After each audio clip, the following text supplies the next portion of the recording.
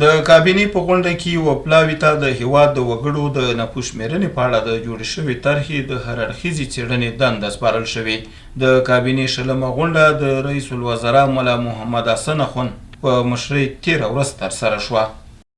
ننګرهار 15 ولسوالیو کې یو شمېر ښوونځیو ته د مرستندویه ادارو پر مټ ودانۍ جوړې او ګټې اخیستنې ته وسپارل شوې.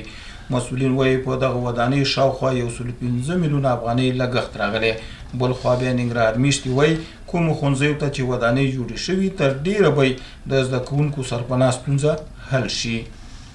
د ننګرهار هسکې مینې ولسوالۍ کې د یو ښوونځي د احاطې چارې پیل شوې. د ننګرهار پوهنې ریاست په هڅو د ماشوم ساتنې ادارې په څه باندې 1.8 میلیونه افغانۍ مالي لګښت او د افغان پرمختیایي موسسې په تخنیکي همکارۍ د هسکې مینې ولسوالۍ مورګۍ لیسې د 315 متره مربع احاطې د جوړولو چارې پیل شوې چې د 2 میاشتو په موده کې به ګټې اخیستنې ته وسپارل شي.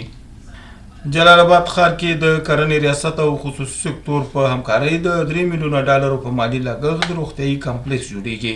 د ننګرهار کرنې اوبو لګولو او مالدارۍ ریاست د ختیځ ننګرهار ساختماني شرکت ته د 20 کلونو لپاره د 4.5 جریبه دولتي ځمکه په اجاره ورکوي ترڅو پکې د 3 میلیونه امریکایي ډالرو په مالي لګښت د نړیوالو معیارونو مطابق یو روغتیایي کمپلیکس جوړ کړي.